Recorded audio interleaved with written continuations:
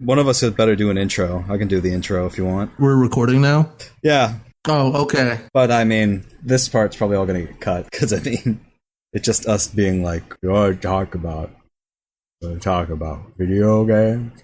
Well, this is where we threaten to kill high-ranking members of the Republican Party. I have information that will put Hillary Clinton in jail. Oh my God! This is where we tell each other the truths about Syria we've learned during the week. Yeah. Did you see the thing where Peter Solar tried to snitch on somebody for having an unlicensed anime avatar? What? You're kidding me. He added Funimation.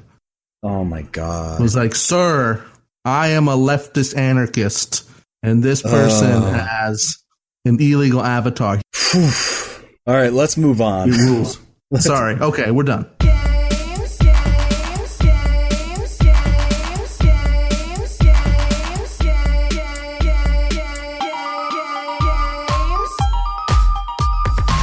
Hello, everyone, and welcome to Video Games Are Okay, maybe? Our premium episode. Yes, maybe. Premium episode where we talk about the video games we've been enjoying over the past weeks or months. And so, we've got a bunch of different games to cover. I think we'll just hop straight into it. Reese, what horrific game have you been violating yourself with today? The horrific game I have been violating myself with, I've been spending way too much time playing, is Final Fantasy XIV. The new expansion is out. Shadowbringers is here. One brings shadow, the other brings light. There's a whole bunch of other lyrics to the theme song I don't remember. And it's honestly, the expansion is really good. It's amazing music across the board in Final Fantasy XIV. As you would expect. They added a lot of fun, interesting things, but it is still an MMO. And there is nothing about an MMO that is good. I would agree. I guess as a little aside here, I don't want to get too deep into it, but I tried to play Elder Scrolls Online for like a couple days and just was like, man, this fucking sucks. And I quit. I did a free trial of Elder Scrolls Online, and I'm just like, oh, all the stuff that I'm bored by in Elder Scrolls without the ability to mod. Mm-hmm. And I immediately uninstalled pretty much after like an hour. Yeah. I would say, even if you don't like MMOs, it's worth listening to the soundtrack of Final Fantasy XIV, because there's a lot of good stuff. There's a lot of cool boss battles. But the thing I'm bumping up to now that I'm getting in kind of to the end game a little bit, and the only thing left is to like go back and grind up other classes or do kind of like the side activities, like crafting or fishing, all that kind of like JRPG stuff. Or I could get involved with in-game raiding stuff that involves the player base. In Final Fantasy XIV's defense, it's a lot better than any other MMO I've ever played. But it has that weeb flavor. Yeah, weebs are a lot like sharks in that they can detect like a drop of 500-year-old dragon girl like from miles away. Now we're getting to the main thing I wanted to just drop on the pod. Right before Shadowbringers came out, they released like a big letter of their thinking of why they added stuff and why they didn't. Healers are difficult to balance. That's why you didn't get a new healer class, etc. And right there at the end, just like a couple sentences, they're like, by the way, apparently it's been requested enough for us to mention this in our live letter. We are not going to be adding underage versions of the races in the game. Oh. Because fucked up pedophiles might use them to be fucked up pedophiles about it. Jesus. And I have never seen some... like in a game that I play, and like a game as huge as Final Fantasy XIV, which is insanely profitable and popular. Right. So them just having to be like, all right, pals, we're not going to do this. There will be no 4,000-year-old dragon girls. And that's the downside, is the players and the grinding, etc. I do enjoy it a lot, but it makes it tough to recommend to other people if you don't have the MMO broke brain And you already know whether or not you do. I think I saw somebody in the Chapo Discord complaining about how their free company was like full of chuds. I believe that was Final Fantasy 14. Is that what they call guilds? Free companies? That is what they call guilds. I am blessed in that I found a free company that's good, which is, it's even more surprising that it's one of the something awful free companies. Mm-hmm. But the free company had a big struggle session because everybody in the guild itself was chanting all cops are bastards. Damn. And the leader had to be like, we're not changing our guild tag to ACAB, like a 5-letter tag. We're not going to talk about this. We're not going to chant all cops are bastards. And everybody was just being like, all right, we'll stop talking about it because we're all friends here. But and it's funny to me that the two things that have started the biggest riots are like spoilers of the like main story quest in day 2. And the hatred of cops within the company itself. Oh, man. So they have like a politics channel in the free company Discord. Mm. It's all like pretty good, dunking on liberals and chuds, etc. So to not trash the game too much, because I do enjoy a lot of it. It is, if you can find good people to play it with, like friend of the show, Nines, I've been talking a lot to him about Final Fantasy 14, and it's an enjoyable experience. Like if you can find good people to play with, it really raises the experience. But if you just go in solo and just encounter the randos, it can really be hit or miss. Okay. That sounds like fun. I'm never going to play it though, because every single MMO, I swear to God, I like play it for a couple hours and then bounce off of it because I'm bored as shit. Final Fantasy 14, until you get to like really the end game stuff too, is just like literally a visual novel. It is 75% cutscenes. Okay. And then like 25%, doing like an interesting dungeon or a single boss challenge. But the first, I would say like third, quarter to a third of the game is the base game before they really kind of, got a bigger budget and they were like recovering from the disastrous like launch and they had to like redo the entire game. Oh, really? And it's not bad compared to a lot of MMOs, but it's just you're just slogging through so much to get to what I would call the good stuff. And I know a lot of people are going to be mad that I called the base game to have like a not that great story, but it's not that great compared to like Shadowbringers is like defying a lot of expectations that you would expect from a JRPG. It's truly compelling. And a lot of people like in the community, they said that they haven't felt like this about a Final Fantasy since, 9 or 10, since the PS1 era. And that is a very, very common refrain. And I would say that is entirely accurate. You just have to wade through 100+ hours of just like reading about fetching dinner ingredients to get there. Mm-hmm. Okay, listen to the soundtrack. Skip the game because it's an MMO. That is the advice of the pod. Unless you like MMOs, in which case play it, but also find a free company that is willing to chant "fuck all cops," which I think is very dope. Exactly. Let's see. Let's get into a real game. Okay. I'm going to talk about Hat in Time for a little bit, and I'm not going to be too lengthy on it. So if you don't know, Hat in Time was a Kickstarter project, an actual good Kickstarter project that was very heavily inspired by games like Banjo-Kazooie, and I guess those kind of 3D platformer collectathon games. And it's really, really good. I enjoy it a lot. I have heard it mentioned, like, this came out around the same time as Ukulele, and like everybody was like, don't play Ukulele, play Hat in Time, because that's actually the good, true honoring Banjo-Kazooie. And I thought Ukulele was very bad, so I'm very curious to play Hat in Time. Yeah, Hat in Time, I've been really enjoying it. So it starts it off.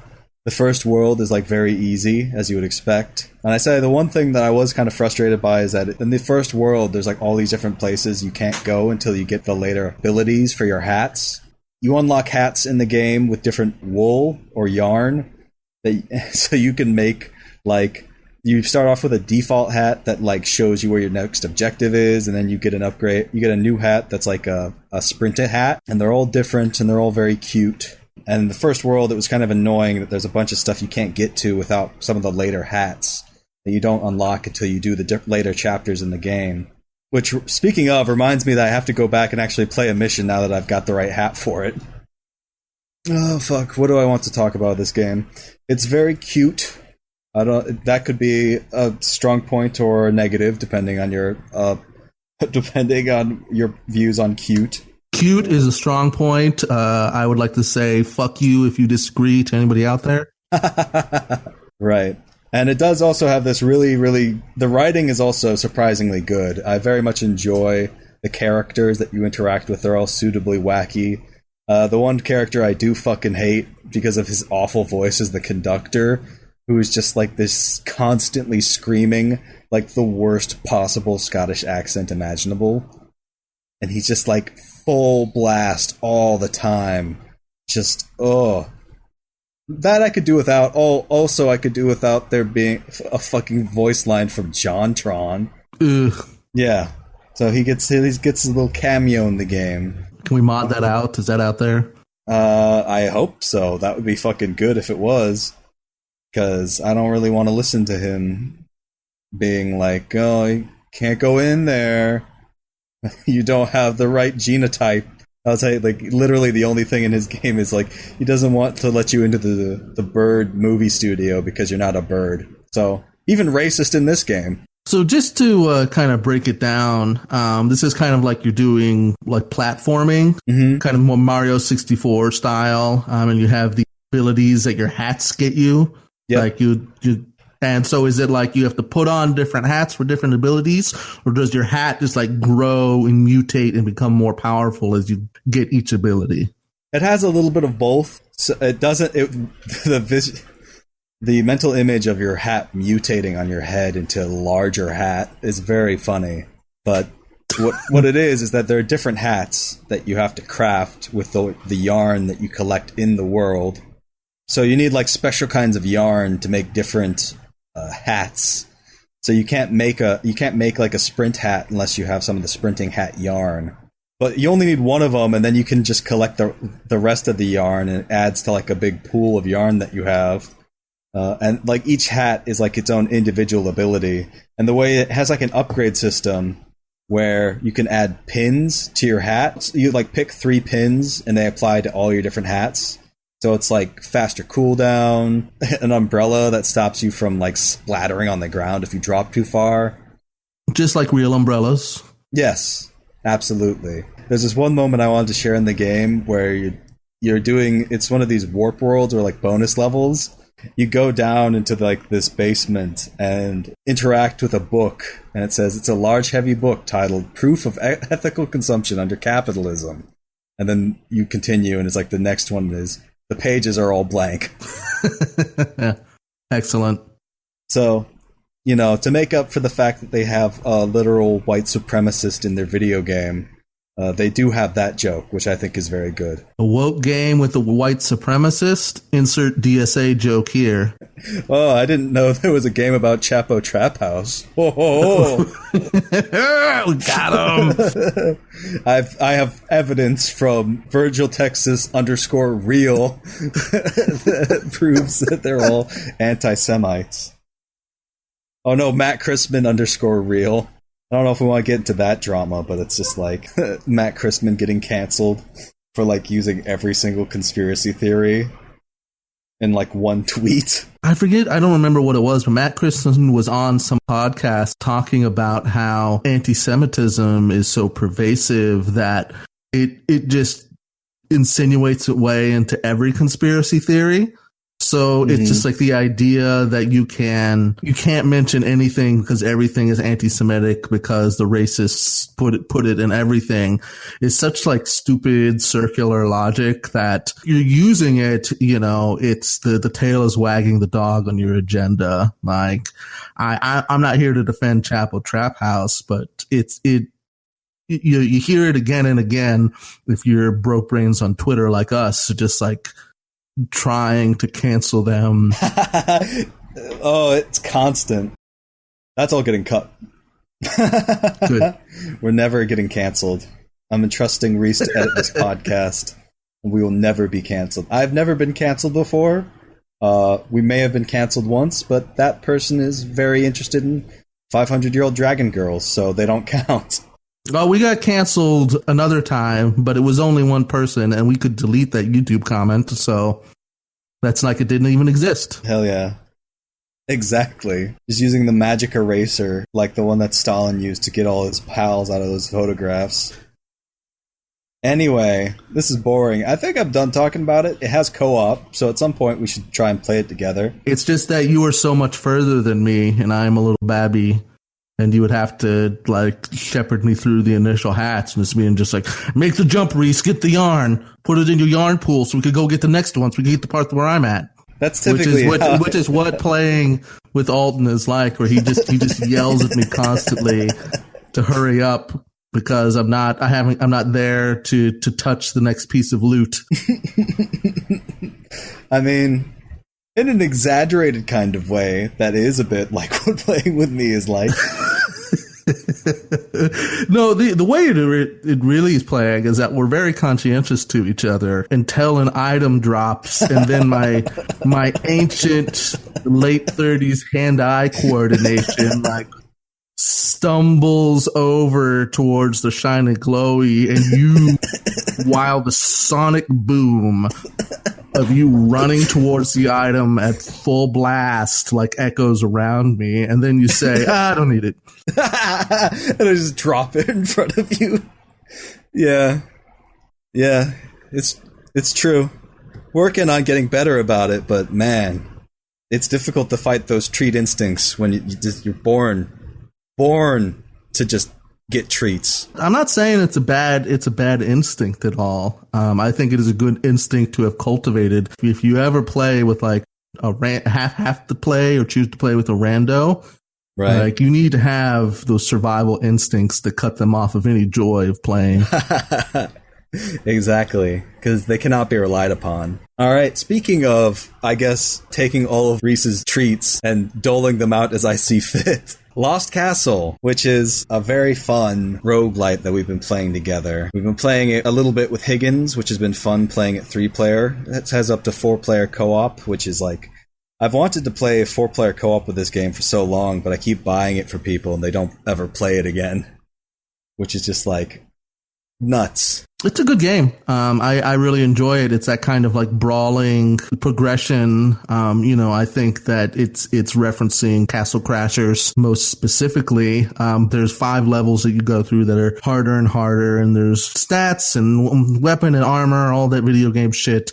And then you can spend the currency that you get at the end to empower your character. And so it's kind of enjoyable before we play anything else. We kind of do a Lost Castle run. And it's fun. It's a good game. I haven't heard anybody other than Alton talking about it, and I think it's really like one of those undiscovered gems. Yeah, I agree. It's really surprising. Like nobody but me and the half a dozen people I've already bought the game for play it, and even most of those people don't play it either.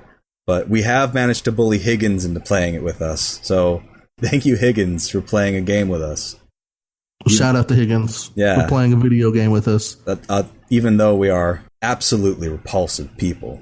True. Here's the thing. I really like Lost Castle. I think it's very fun. I do not think it's as good as another game that we've played before called Rampage Nights. Rampage Nights was pretty good, yeah, but we kind of blasted did everything in Rampage Nights. And there was another one of those games that we tried to play, and I think it just kept crashing on me. Lost Castle's better.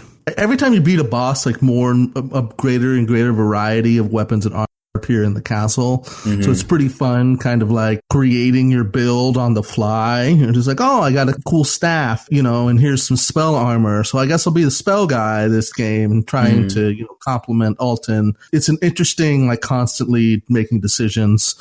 And then every time that chest drops, we both rush towards it as hard as we can, tapping B at a breakneck space to make sure all the apples and bananas and boomerangs go in our pocket. Yeah. Oh man. Here's the thing. Like, I definitely recommend that people check out Rampage Knights and Lost Castle. The limitation with Rampage Knights is that it's more content limited. Like, you can blast through it pretty quickly. Like, there's no real... I don't think there's really character progression. There's just... You can unlock different classes that play slightly differently. But it's much more a true brawler in that sense, that it doesn't really have, like, as many rogue-like elements. But it's really, really fun, and I think the humor in Rampage Knights is, like, extremely funny. The fact that in one of the potions in Rampage Knights is, like, makes you have an ass for a head, which doesn't, like, do anything, but it still looks funny. Slipping on the banana peels in Lost Castle is one of the funniest, like, little video games. I don't even know why, but just every time it happens, even first time we were playing with Higgins, he was laughing his ass off about it. Yeah. So Lost Castle still, it's pretty good. It's got a fart potion. It's not slouching. It's not slouching. I would say, like I said, it's just like in comparison to Rampage Knights, I do like Rampage Knights like a lot. But it has like the limitation that it's only like 2-player co-op. I wanted to play it with like so many more people. And so I was looking around, and that's how I found Lost Castle. It's like a very similar looking game that gives you 4-player co-op. What I like about Lost Castle playing it with more people is that it really ups the difficulty and the amount of enemies on screen. Yeah, it gets so I can only nuts. imagine with 4 players, it's just going to be like a prison riot in every screen that we go into, just fireballs and spears and shit. It's really cool. It definitely has an indie. It's a small game, but I think you love to see when a small game really kind of knocks it out of the park like this. Absolutely. And so that's Lost Castle, and I guess Rampage Knights too, but we haven't played that in ages. And let's see, what's next on the agenda? I'll do Void Bastards, and then you can kind of close us out. Void Bastards. What is a bastard of the void, Reese? Void Bastards is an FPS game, and it's got a cool style where the entire game kind of has this matte 50s sci-fi comic book feel, and then they managed to translate that really well, kind of first-person shooter elements. And the way the game is structured is that you are a prisoner who has been rehydrated, and you have to go find all these parts to fix a prison ship. Every time that your prisoner dies, they rehydrate another one. So it's got those kind of roguelike elements. And the structure of the game is kind of like FTL, where you have that like spaceship screen and you're going from like point to point and events happen. But every point that you go to is a ship that you basically have to clear out of weapons or ammo. And it depends on which ship you go to, what different kind of parts that you can find and what kind of enemies you can encounter, and changes your strategy. And sometimes you go to the ship and the power's off. So you have to go turn the power on first. And it's these like interesting little encounters. And what I like so much about it is the way of those bite-sized variety gameplay moments where sometimes I just boot Void Bastards up when I only have like 15 minutes to spare before I have to go to the storage facility or something.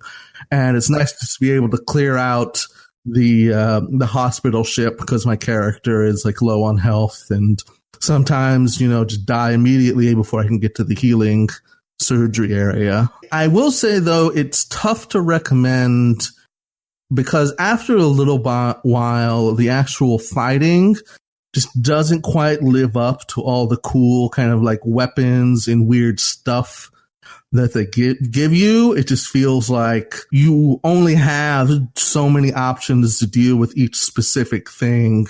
And either you're just like massively underpowered or overpowered. And I feel like the choices feel more interesting kind of like to make than they actually impact. If that makes any sense. Like you look at it and you're like, oh, this is cool. They have this poison thing that they won't notice, or I can bring this electricity thing that's going to stun them. But it doesn't matter. They're just going to run at you screaming, and the shotgun weapon is going to be the best. Maybe that's a testament to me playing the game incorrectly, but it's the one thing I found has kept me from playing it over the past week. But I still think it's pretty good. Microsoft announced their Xbox for Game Pass for PC. You can get it for a month for $1. And I've been able to play Void Bastards and Slay the Spire, which I really enjoyed through that. Oh yeah, Slay the Spire is pretty good. Slay Spire is excellent. I believe you talked about it last time, and I don't have anything particularly new to add other than the green huntress person is bullshit and a lot harder to use, and I don't like it. Yeah, the orb guy is definitely the easiest. IMHO. Yeah, I obliterated it with the orb guy, and I feel like I could do kind of just standard warrior guy, but I don't know how to make headway past Act 2 with the huntress. Poison. Lots of poison. Yeah, I mean, that sounds about right. But that's Void Bastards. I mean, it looks really cool, and how they managed to translate the comic book style to a first-person shooter. It feels totally original and worth checking out just for that alone. Well, I mean, I looked at it and I thought, man, this looks like a shooting game, but bad. Just from like my initial impressions, just looking at the shooting mechanics, this is the game I'm thinking of. It's like very like 2D, almost old school Doom, where it's like on a single like plane, right? That's what I mean, is that the shooting itself is not amazing after a while because you only have so much that you can do. And I would say Doom is really good because the arenas and the weapons are really built for that kind of that circular battle, like you have like, and all the levels are amazingly well designed. I should have said more like Wolfenstein 3D.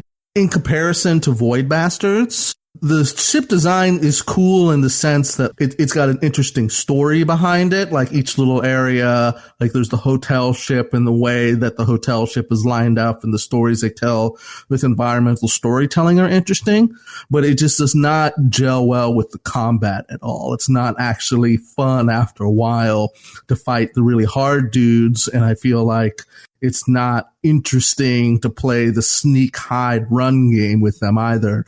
So that's kind of where you run up. So you're not wrong. I think I'll probably stick to Redneck Rampage. It is also a roguelite first-person shooter that has very like twitchy combat. I enjoyed Redneck Rampage, but it's one of those that kind of fell to the wayside and I forget about it. But maybe I should reinstall it, pick it back up. For me, anyway, like, it's best to do it like when you're doing something else, like you're listening to a podcast or you're like in a phone call with somebody, because then it's just like maybe it's just the way my brain works, but it's something you can do to divide your focus on something, so you're not getting extremely bored by not having constant stimulation. That's what you're playing right now as we podcast, yes, aren't you? Exactly. Anyway, let's go. What's the next topic? I guess we're wrapping things up here. I'm weak, and I bought Earth Defense Force 5 pretty much on release. EDF. Yeah. EDF. And I've played like the first 3 or 4 levels, and I gotta say I'm really enjoying it so far. I mean, it is very similar to the old one, but I think that they've put a lot more effort into this one in some regards. Like the whole first couple levels are all like tutorial missions. They do more things with like characters talking to you with just laughably bad voice acting, which I think is great. They've changed the mechanics to make it less grindy. So now when you pick up armor, a portion of that armor gets distributed to all the other classes as well. So you don't have to have the issue where like you have one class you're pretty much stuck to. Same deal with like weapon pickups. So you'll get some weapons for the classes you're not even playing. And I think that's really dope. Also, if you it solved the issue where you like get the same weapon over and over again. It now, when you get the same weapon, it upgrades that weapon. So the stats on it go up. This all sounds great. Yeah, it's definitely a step up. The most frustrating thing about EDF4 is how segregated the different classes, even and different difficulties are. Yeah. Like you grind all this stuff at high level, and then you come in with a friend, and it's just like, oh, you can't use anything, and or you just have to play the fencer or just get garbage. And I personally have put like 30 hours into EDF4, and it just every time it feels like we're just playing the first third of the game because it's too hard to go past that, but like an absurd, difficult, the labyrinthine grind to get past it. It looks like they're trying to address it because they've gotten things like they gave vehicles and weapons to the ranger class who didn't have that stuff before. Well, they had weapons. I misspoke. I said sprinting and vehicles to the ranger class.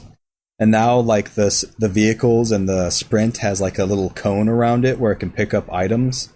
So now you have, like, basically something you can do, like, at the end of a match to go around and pick up weapons much more quickly, which I think is very, very good that they've included that. Excellent. So I guess you could go check that out. The one shitty thing about it is that they've gone up from $40 to a full price game, $60. I mean, I really do like the improvements that they've made, but I don't think it merits a full $60. This is not revolutionary. It's iterative. And I think they could have kept it at $40 and everyone would have been way happier. Yeah, for sure. I have one question. What's that? Can you make your little dipshit sing? Yes, they have a new song for the little dipshit. I don't think I like it as much as the old song, but, you know, they're changing things up. Okay, so I'm going to say you can sing, new song, worse than the other one, $50 is fair. Yeah. It's so expensive. It's so expensive, Reese. I think I'm probably going to be the only person playing this until it, like, has a considerable drop in price. I mean, I might be tempted now that I hear that it's good and the next time there's a little bit more in the gaming budget. Right. For me personally. So let's see, like, what's the future hold? Games for the next time. I've been playing Fez with my girlfriend. Yeah. Actually, no, she's my wife now. Sorry. I keep forgetting that. I have to adjust my whole brain. We've been dating for like 6 years or something. It's so ingrained in me to like say girlfriend when now it's like my wife. You just need to do like my wife drills. Get up in the morning and say my wife in the mirror like 25 times. To her face. Just like, my wife. And just see how long it can do that till it's not true anymore. Also, we need to finish Origami. We need to finish Origami. Oh, yeah. That was good. It is good. It's also like super fucking intense, so we never want to play it because it's like the opposite of chill. I have been playing, but I'm not quite ready to report on Bloodstained Ritual of the Night, that Castlevania Symphony of the Night indie game, which I am enjoying as I play it more. I think it is the beginning of the game. You just kind of have to trust it. You're like, oh boy, I hope this game is faithful and cool. I don't like its graphic style that much either. At first I was like, oh, I hope this was worth it. But now that I've sunk some hours into it, 5 hours into it, I think it's really good. It's got a lot of fun, and it is as close as we're going to get to a new game like that. And I'll have more to say the next time we do one of these in 3 or 4 years. I don't think it's going to take that long. Speaking of, before we go, I did want to ask you about, I don't think we ever talked about Resident Evil 2. I don't know if you ever gave us the update on Resi 2. Resident Evil 2 is an incredible game.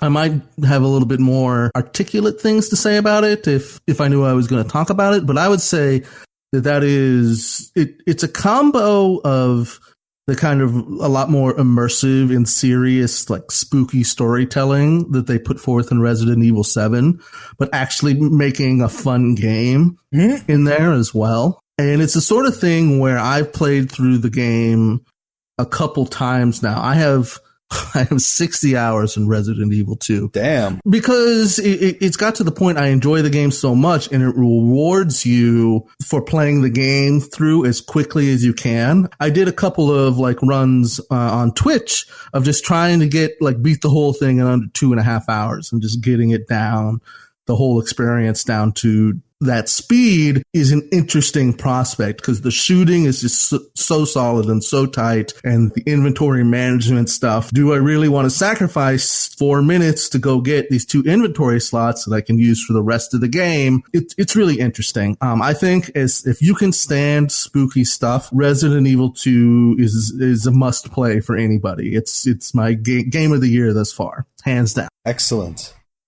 I don't like spooky, so I'm not going to play it. I'll stick to blasting bugs and singing very badly and having just the absolute worst English voice acting imaginable. Like, I want to talk about the intro scene just a little bit on EDF. Sorry, like, we're never going to end this episode. I'm just going to keep talking.